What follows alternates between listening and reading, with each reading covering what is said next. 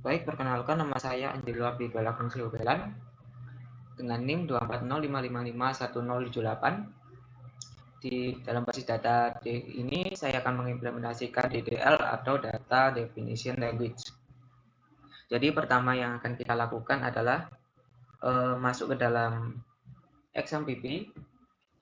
Kita start bagian MySQL dan selanjutnya masuk ke dalam shell.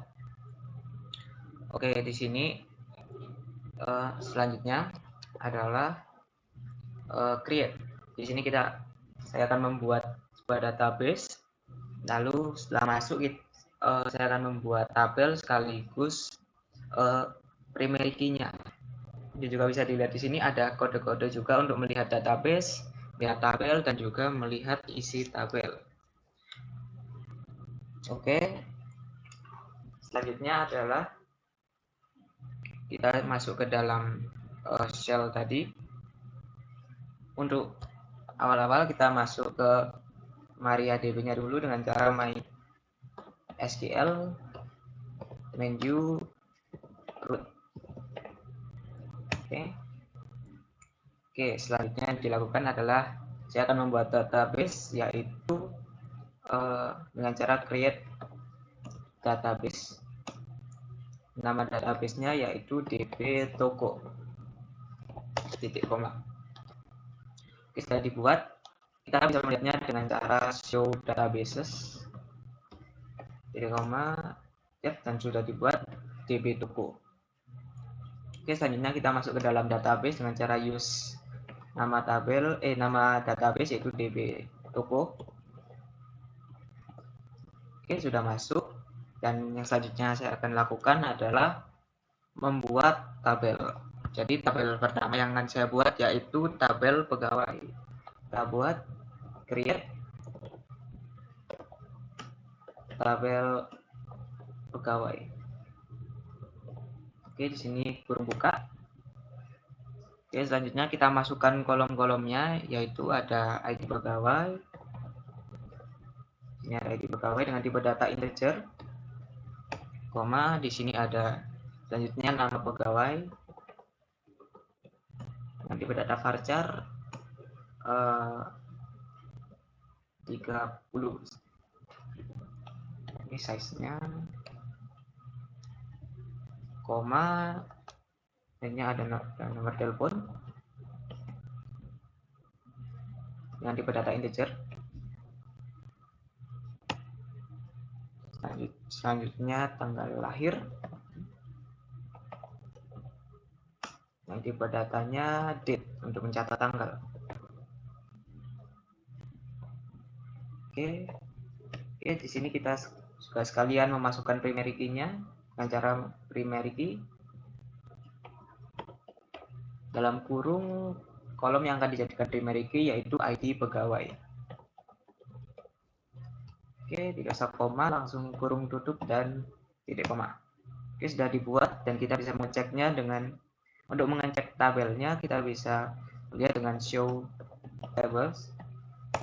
Oke, di sini sudah ada satu tabel yaitu tabel pegawai. Dan untuk melihat isinya kita bisa menggunakan kode dash nama tabel yaitu pegawai. Titik koma. Oke, di sini sudah dibuat ada ID pegawai dengan di sini ada primary key-nya, dimasukkan primary key dan juga ada kolom-kolom yang lainnya juga. Oke, sini sudah. Selanjutnya di sini ada constraint not null dan juga auto increment. Jadi kalau constraint not null adalah jika kita masukkan not null ini ke dalam satu kolom, maka kolom tersebut harus terisi, tidak bisa kosong. Nah, sementara itu untuk auto increment itu ada jika kita masukkan ke dalam satu kolom, maka kolom tersebut akan terisi otomatis jika kita mengisi kolom-kolom selanjutnya setelah kolom-kolom yang lain. Jadi biasanya untuk auto increment ini kita biasanya dimasukkan di ID atau dalam primary key-nya. Oke, langsung saja kembali ke misalnya kita akan coba kita buat tabel baru. Tadi pegawai saja, selanjutnya adalah pelanggan. Kita buat tabel pelanggan. create table pelanggan. Oke, kurung buka. Di sini kita masukkan yang pertama ada ID pelanggannya dengan tipe data integer, dan kita masukkan juga auto increment-nya agar otomatis terisi. Oke, koma. Selanjutnya ada nama pelanggan. Di sini tipe data varchar. Size-nya 30. Oke, di sini kita juga tambahkan not null agar terisi. Selanjutnya ada alamat. Alamat di sini kita pakai varchar 50 mungkin. Koma. Setelah itu ada email varchar 50 juga. Ini juga nomor telepon. Di sini mengandung data integer. Oke, selanjutnya kita masukkan primary key-nya di kolom ID pelanggan. Oke, sudah kita kurung tutup dan titik koma. Oke, sudah dibuat, bisa kita cek dengan dash pelanggan. Oke, di sini sudah dibuat, ada ID pelanggan dengan primary key dan auto increment, jadi bisa langsung otomatis terisi jika mengisi kolom-kolom setelahnya seperti nama pelanggan. Di sini nama pelanggan juga kita masukkan not null agar terisi seperti itu. Juga ada kolom-kolom lainnya juga. Oke, selanjutnya adalah foreign key. Foreign key kita bisa tambahkan juga. Kita akan buat tabel baru, yaitu tabel penjualan. Oke, kurung buka. Kita isi dengan ID penjualan dengan tipe data integer, dan kita masukkan juga auto increment. Oke, koma. Selanjutnya kita masukkan ID pegawai dengan tipe data integer. Kita isikan not null, koma. Selanjutnya kita masukkan ID pelanggan. Integer not null. Selanjutnya kita masukkan primary key di kolom ID penjualan. Oke, selanjutnya untuk foreign key,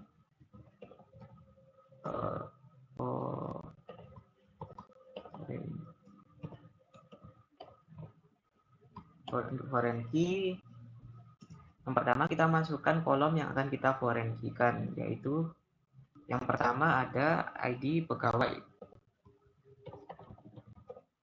Oke. Reference ke tabel yang akan kita referensikan, yaitu tabel pegawai, dan kita masukkan kolomnya yaitu kolom ID pegawai. Oke, koma. Selanjutnya yaitu ada ID pelanggan. Kita masuk referensikan ke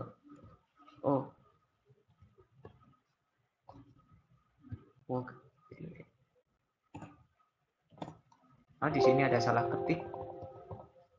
Kita ulangi.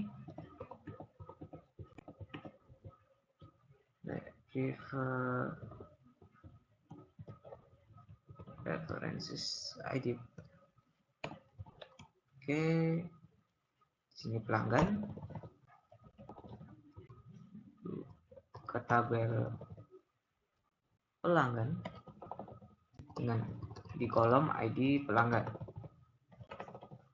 Oke, ini jasa koma, kurung tutup, dan titik koma. Oke, sudah berhasil dibuat. Kita cek dash penjualan. Titik koma. Oke, di sini sudah ada ID penjualan dengan ID penjualan sebagai primary key dan auto increment. Ini ada ID pegawai dan ID pelanggan. Di bagian kiri ada tulisan MUL. Di sini berarti sudah ter-foreign key. Oke, selanjutnya di sini ada alter. Alter ini seperti ya pengeditan seperti itu. Di sini kita bisa merename, mengubah nama satu tabel. Di sini juga bisa menambahkan kolom dalam satu tabel dan juga bisa drop atau menghapus sebuah kolom dalam satu tabel. Oke, kita akan coba yang pertama adalah rename. Di sini kita menggunakan kode alter table, nama tabel rename to nama tabel baru. Oke, di sini kita lihat show tables untuk melihat semua tabel. Di sini ada tabel pegawai, pelanggan, dan penjualan. Kita akan ubah namanya dengan menambahkan TB di bagian depannya. Oke, dengan cara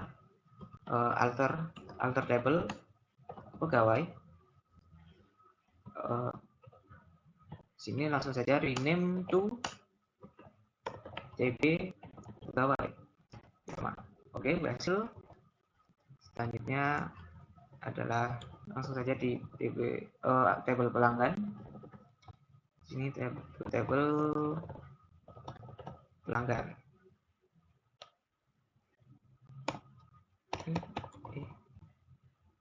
Oke, selanjutnya penjualan. Kita rename to table to TB penjualan. Oke, sudah bisa dicek show tables. Oke, di sini nama tabelnya sudah berubah, kita menambahkan TB di depannya. Oke, selanjutnya di sini ada add kolom. Jadi di sini kita bisa menambahkan kolom di dalam satu tabel dan juga bisa menambahkan tipe datanya juga. Oke, kita bisa kolomnya akan kita tambahkan, mungkin ada di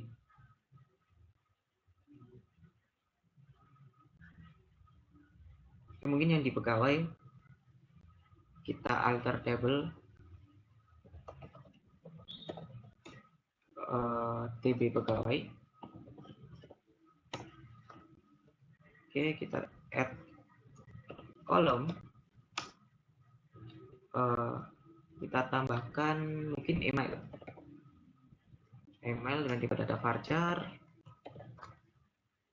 Sini 50 dan not null. Oke, bisa dicek juga dash TB pegawai. Oke, di sini di bagian bawah sudah ditambahkan email dengan versi 50 dan not null. Oke, yang selanjutnya juga ada drop column. Jadi kita juga bisa menghapus sebuah kolom dalam suatu tabel. Caranya hampir sama. Misalkan kita akan menghapus nomor telepon di tabel pegawai. Langsung saja kita drop kolom. Nama kolomnya yaitu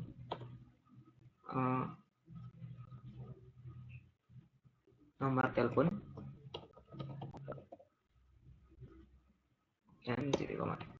Oke, sudah bisa dicek kembali dan nomor teleponnya, kolom nomor telepon sudah kita hapus. Oke, selanjutnya di dalam alter juga ada change column dan modify column. Apa perbedaan dari kedua fitur ini? Yaitu kalau di change column kita bisa mengubah nama kolom dan juga tipe data dan atribut dari kolom tersebut. Sementara di dalam modify kolom kita hanya bisa mengubah tipe data dan atribut di dalam kolom itu saja. Namanya tidak bisa kita ganti. Oke. Yang pertama mari kita coba yang change column.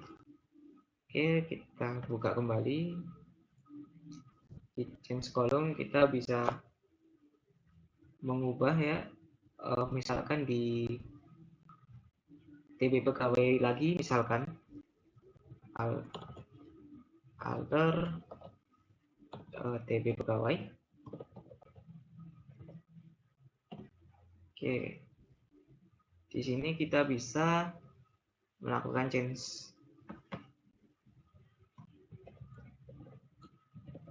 column. Di sini kita akan mengubah email kembali menjadi nomor telepon, misalkan. Langsung saja kita masukkan change column email, masukkan nama yang baru yaitu nomor telepon dengan tipe data integer. Di sini kita juga bisa menambahkan not null. Oke, titik koma.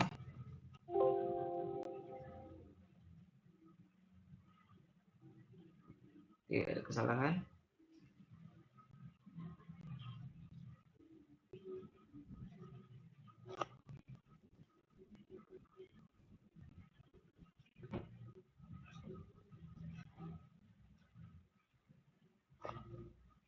Oke, di sini kita lupa menambahkan alter table ya. Pegawai. Oke, sudah bisa. Sekarang mari kita cek. Yes, TB pegawai. Oke, di sini bisa kita lihat email sudah berubah menjadi nomor telepon dengan tipe data integer dan not null.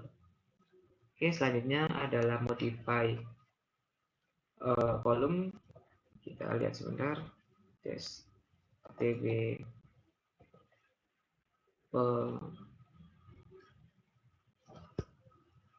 pelanggan. Oke, kita akan mencoba mengganti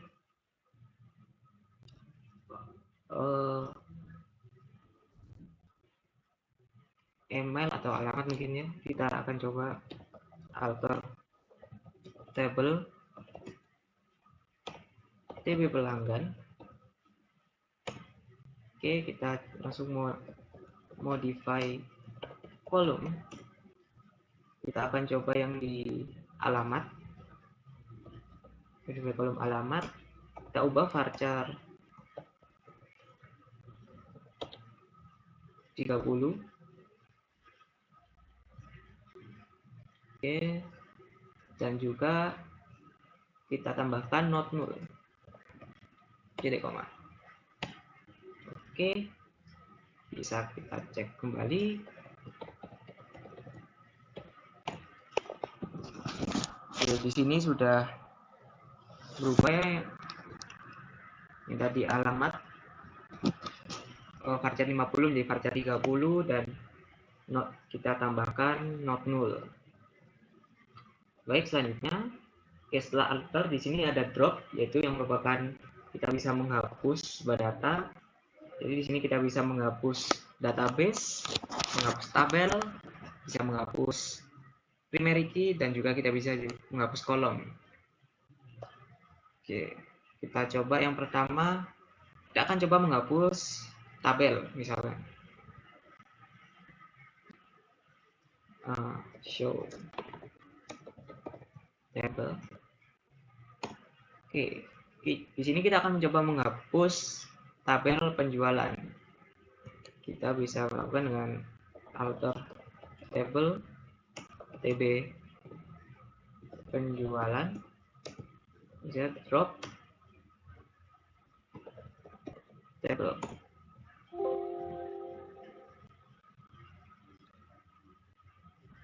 Oke, kita langsung saja drop table nama tabel ya.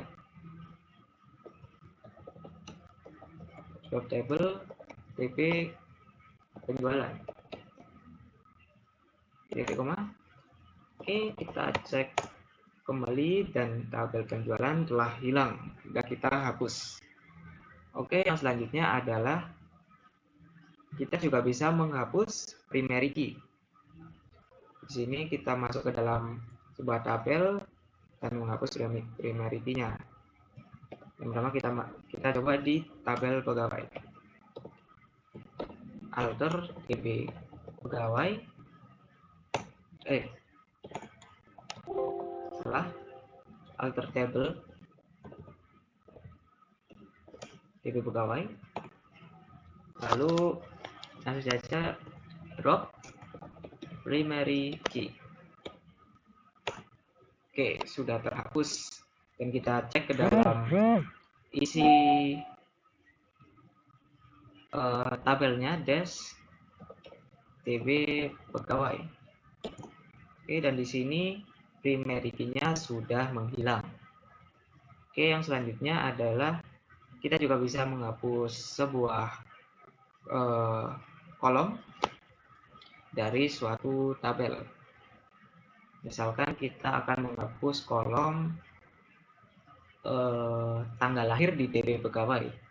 Oke, kita masuk alter table DB pegawai. Sini kita langsung drop kolom. Nama kolomnya kita akan coba di tanggal lahir. Oke, bisa kita cek kembali. Dan tanggal lahir, kolom tanggal lahir sudah menghilang. Oke, yang selanjutnya belum adalah menghapus database. Di sini untuk menghapus database, yang kita lakukan adalah kita keluar dulu dari sini, kita exit, kita masuk kembali ke MariaDB, MySQL main.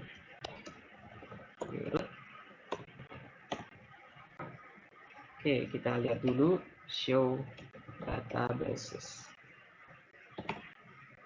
Oke, kita akan coba membuat database baru terlebih dahulu, misalkan database